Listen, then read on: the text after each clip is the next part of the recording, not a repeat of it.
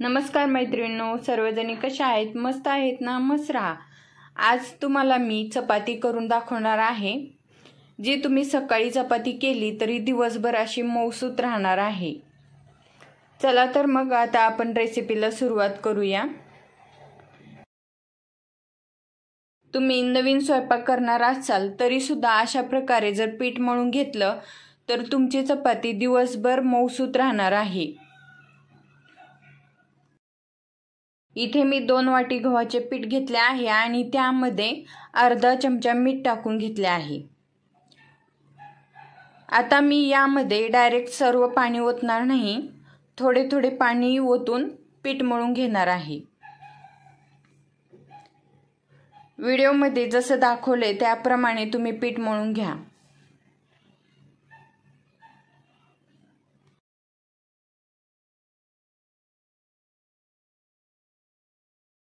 कधीही पीठ मळताना एकदम जास्त पाणी ओतून घ्यायचे नाही, थोडे थोडे पाणी ओतत पीठ मळून घ्यायचे, पाण्याचा अंदाज घेत। तुम्हाला जर हे जरा अवघड वाटत असेल तर मी एक आयडिया सांगते। आपण जे पीठ घेतो त्यातले अर्धी वाटी पीठ साईडला काढून घ्यायचे आणि पीठ मळून घ्यायचं। आपल्याला थोडंसं पीठ पातळ वाटलं तर ते पीठ मिक्स करायचं। ही मी टिप माझ्या आजीकडून शिकले आहे। माझ्या आजीने मला असं सांगितले होते, तुम्ही पण करून बघा। आपलं पीठ मळून झालं आहे।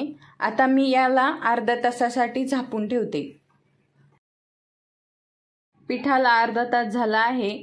आता हे पीठ मी मळून घेते। आता हे पीठ आपले चांगले भिजले आहे।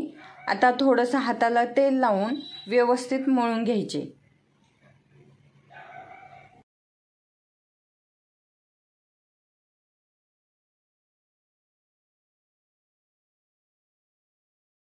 थोडं पीठ तुम्ही एकदम मऊसर असं मळचाल तेवढी चपाती एकदम छान आणि मऊसूत होते।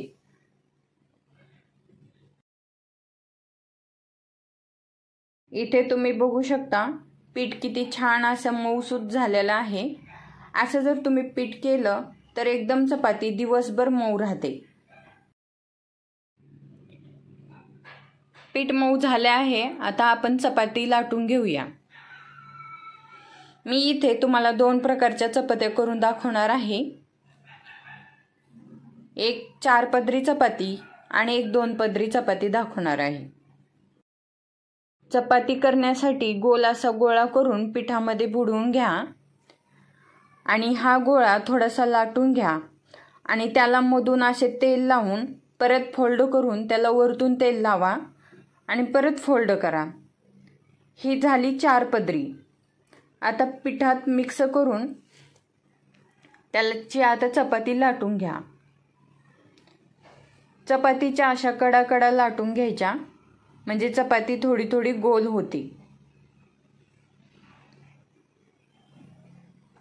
मला थोडंसं ट्रायपॉड असल्यामुळे थोडंसं हार्ड जाते लाटायला। छान अशी कडेने लाटून घ्यायची चपाती, म्हणजे आपली चपाती एकसारखी लाटल्या जाते। तुम्ही बघू शकता, जसं मी व्हिडिओमध्ये दाखवते त्याप्रमाणे तुम्ही चपाती लाटत राहा। आता वरून थोडंसं हाताने तेल लावून चपाती आपण भाजून घेऊया। समजा अशी चपाती टाकली की थोडीशी अशी वाकडी होती, तर त्याला आपण अशी व्यवस्थित करून घ्यायची आणि भाजून घ्यायची। थोडंसं वरतून तेल लावून चपाती अशी छान अशा कडा वगैरे भाजून घ्यायच्या।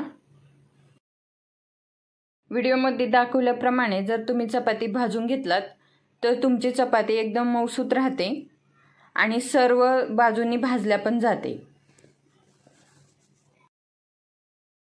आपली चपाती मस्त अशी भाजली आहे, तुम्ही बघू शकता।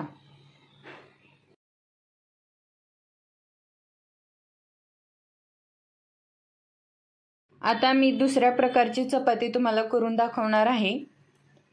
2 पदरी चपाती। 2 पदरी चपाती ही पटकन होते। असं मधून तेल लावून घ्यायचे आणि वरून एकदा फोल्ड करून पटकन पिठात मिक्स करून घ्यायची आणि फटाफट लाटून घ्यायची आणि ही चपाती एकदम गोल गरगरीत होते। जसे ते 4 पदरीला थोडंसं मेहनत लागते तसं याला काही मेहनत लागत नाही, पटपट पटपट अशी लाटल्या जाते।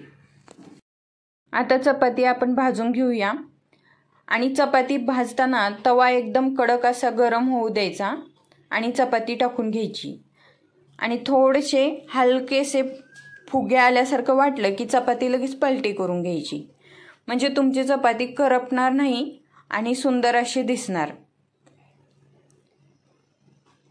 उलटण्याने असं करून चपाती व्यवस्थित सर्व बाजूनी भाजून घ्यायची।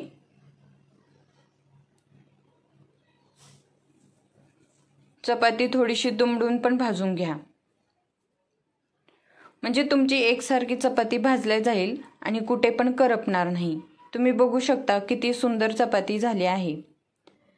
ह्या चपात्या अशा प्रकारे केलात तर तुमची दिवसभर पण चपाती अशी कडक होणार नाही, एकदम मऊ अशी चपाती राहणार। मी केलेल्या चपात्या तुम्हाला आवडले का कमेंटमध्ये सांगा। व्हिडिओ आवडल्यास लाईक करा, शेअर करा आणि कुक विथ अर्चना या चॅनलवर नवीन असाल तर चॅनलला सबस्क्राईब करा। थँक्यू।